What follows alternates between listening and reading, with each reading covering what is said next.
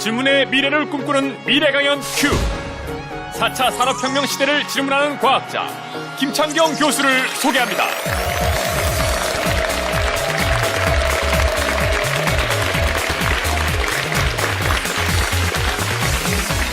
안녕하십니까. 한양대학교 김창경입니다.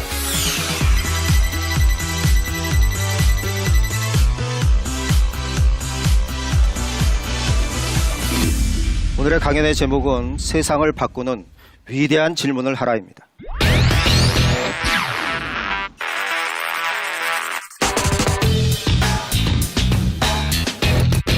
여기 대학생들이 많이 계신 것 같은데 여러분들 벌써 1년 후배는 우리와는 굉장히 다른 신인류입니다.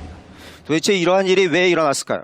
이러한 일이 일어난 이유는 바로 기하급수적인 기술이 발전을 하면서 우리의 세상이 사실은 라이프 자체가 우리의 모든 삶이 기하급수적으로 바뀌고 있기 때문에 이러한 일이 일어났습니다. 이러한 시대에 살아남으시려면 과연 우리는 어떻게 해야 될까요? 그렇게 살아남으시려면 제가 드리고 싶은 답은 바로 게임 체인징 질문을 하라, 이러한 얘기입니다. 게임 체인저는 뭐냐? 기본적으로 판을 바꾸는 그러한 질문을 하는 사람이다라는 것이죠. 여러분들이 요새 기계와의 전쟁 이런 얘기를 많이 들으시는데 도대체 기계와의 전쟁은 뭐고 정말 우리는 기계와의 전쟁을 할 때 살아남을 수는 없는 걸까요? 로봇이라는 건 과연 무엇인가요? 로봇이라는 것은 기본적으로 우리랑 비슷한 생명체이다. 왜냐하면 우리는 어떤 것인가를 잘 생각해 보면 우리는 사람 말을 알아듣고 우리가 사람으로 말을 하며 우리가 사람같이 보는 것이 기본적으로 인간 생명체이다. 그런데 지금 로봇이 이러한 기능을 다 가지고 있기 때문에 로봇은 학습 능력을 가진 생물학적인 메커니즘이라고 말씀을 드릴 수 있겠습니다.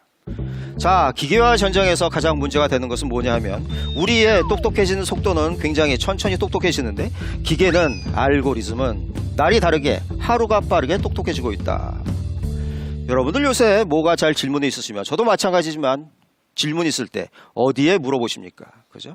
자, 포털 사이트에 지식인에 물어보시죠. 그죠? 지식인에 물어본다. 그럼 로봇들은 과연 어떻게 할까요?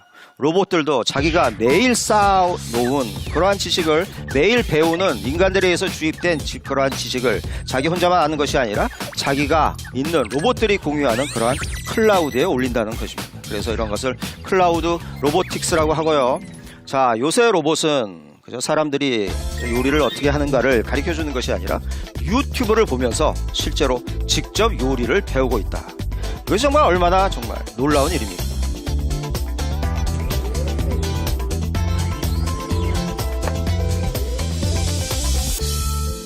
제가 이제 한 5년 전만 해도 학생들한테 뭘 가르쳤냐면 이제 더 이상 단편적인 지식의 습득은 필요가 없다. 뭐를 해야 되냐 하면 그런 것보다는 몸으로 익힐 수 있는 일을 해라. 로봇이 못하는 일을 해라. 이런 얘기를 했습니다. 그러면서 제가 예를 든 게 뭐냐 하면 자, 스시집, 초밥집에 가면 이 비법은 이미 지식인에 다 공각이 돼 있고 그런 것은 모든 사람이 다 알게 됐다. 그 다음에 어떻게 살아가냐 하면 그 다음에는 초밥의 장인이 그죠? 밥알을 딱 잡은 게 200개다. 딱 200개라는 거잖아요. 실제로 세워본 적도 있어요. 자, 그래서 그 초밥의 장인이 200개를 잡고 스시 카운터에서 고객이 많이 드시는 분은 220개, 덜 드시는 분은 180개를 잡아서 드린다. 그래서 이런 사람이 돼야 되겠다. 이렇게 말씀을 드렸는데 요새는 어떤 일이 일어났냐? 요새 스시 로봇이 나와서 초밥 로봇이 나와서 잡으면 200개다라는 것이죠. 자, 이제 여러분들 도쿄에 가시면 강구라라는 스시 카페가 있는데 저게 지금 그죠? 로봇이 지금 밥을 집는 것을 지금 보여드리고 있는데 엄청나게 잘 되고 있다.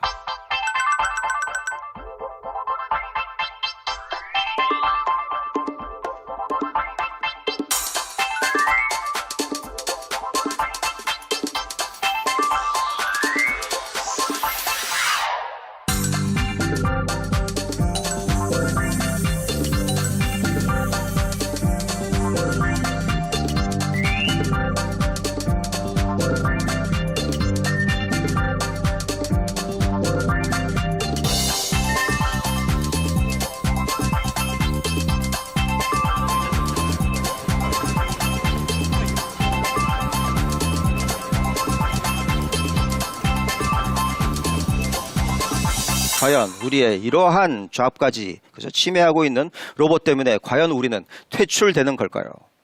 알고리즘이 점점 더 똑똑해져 가지고 과연 우리는 알고리즘에 의해서 퇴출되는 그러한 잉여 인력으로 앞으로 살아가야 될까요? 그것이 아니라는 거죠.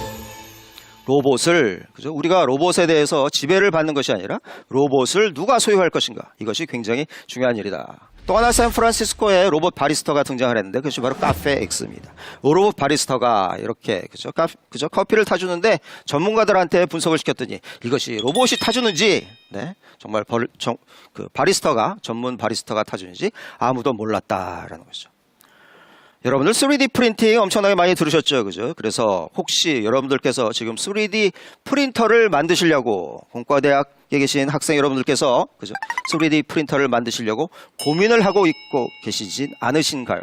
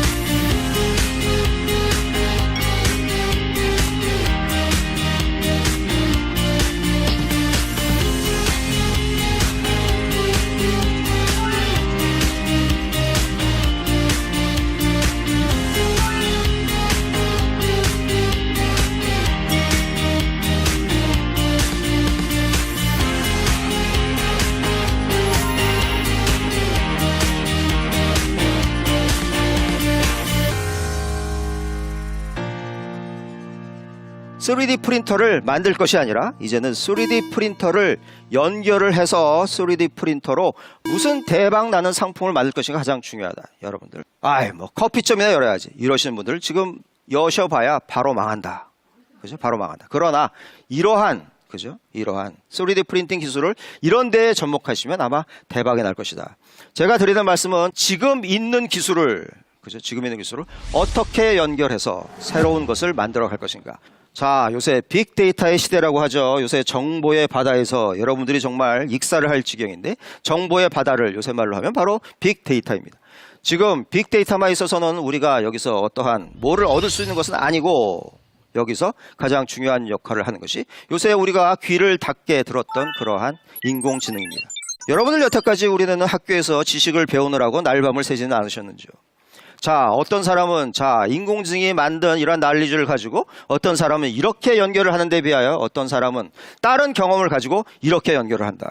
이 경험이 이게 좋은지 저는 여기서 얘기하고 싶지는 않으나 하여간 경험에 따라서 여러분들이 어떠한 경험을 갖는 거에 따라서 기본적으로 나오는 결과물은 상이하다.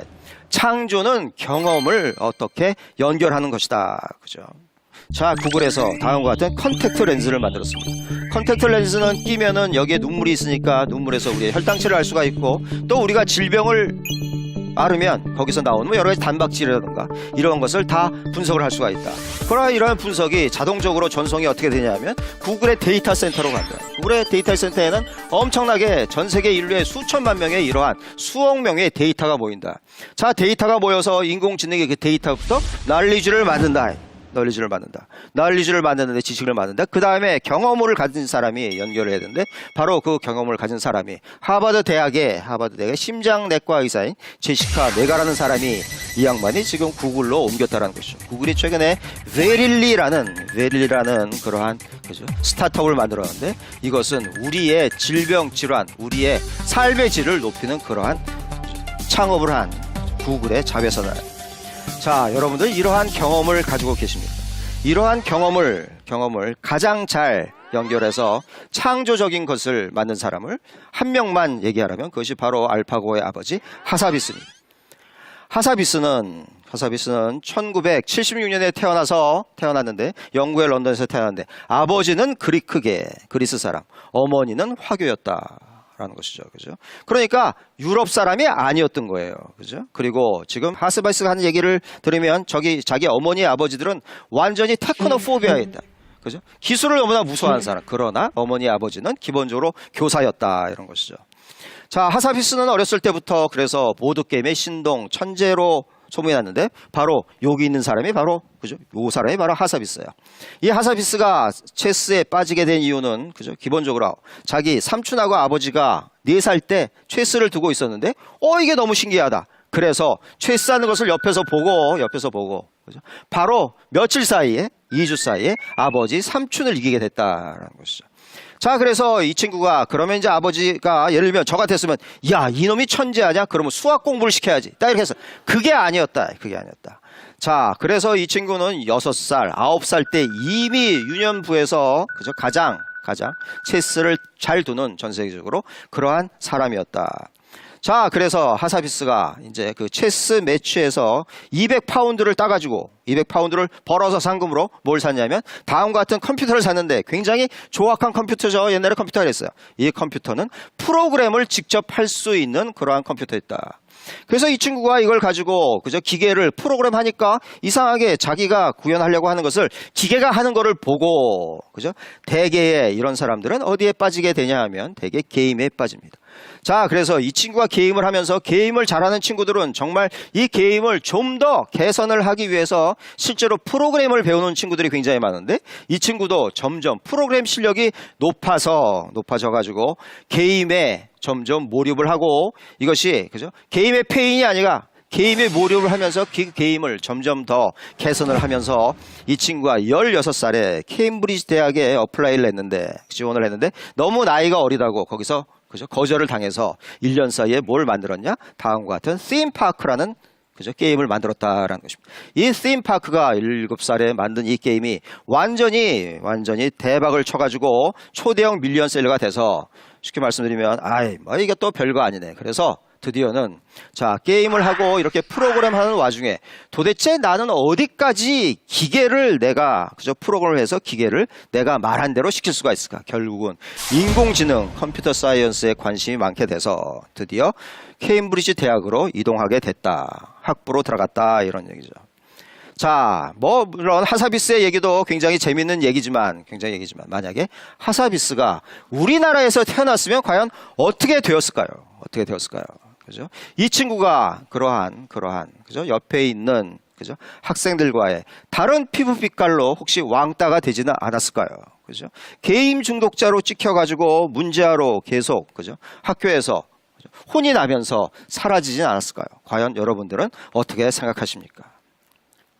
자, 여러분들 요새 수포자, 여러분들도 수학을 흥미가 없어서 굉장히 이걸 또 이제 공부를 해야 마라 이런 생각을 굉장히 많이 하셨을 텐데요. 수학 포기자들한테 수학을 강요한다? 제 생각에는 결론부터 말씀드리면 이런 거는 아예 생각하지도 말아요. 수포자들이 수학할 시간에 제대로 노는 것이 굉장히 중요하다. 자, 예를 들면, 그죠? 동키콩 이런 것을 한 닌텐도, 그죠? 자, 마야모토 시게루가 이것을 만든 사람인데 이 사람은 여태까지 그죠? 맨날 어릴 때 동네를 돌아가면서 노는 거예요. 산을 돌아가면서 놀고 동굴 들어가서 탐험하면서 그때 그죠? 이상한 동물 때려잡은 게 동키콩. 자, 여러분들 이러한 경험을 가지고 계십니까? 창조는 경험을 연결하는 것이다. 그죠? 자, 그러면 이제 우리 어떻게 될 거죠? 4차 산업혁명을 한마디로 말씀드리자면 이것은 디지털 트랜스포메이션입니다. 모든 것이 다 디지털화 된다라는 얘기죠. 그래서 여태까지 우리가 잘하고 있는 창의성이라던가 남들과 소통할 수 있는 능력, 이러한 것, 남들과 협력할 수 있는 능력, 이런 것뿐만 아니라 디지털 기기를 배우고 그것을 잘 다루고 심지어는 그것을 프로그래밍할 수 있고 아니면 적어도 그러한 명령체계를 알아서 그러한 것을 말로써 얘기할 수 있는 그러한 디지털 리터러시, 그죠? 디지털로 어떻게 우리한 것을 다 문맹이 아니냐. 문맹적으로 디지털로 문맹적으로 갈 수 있는 이런 능력을 확보하는 것이 필수라고 합니다.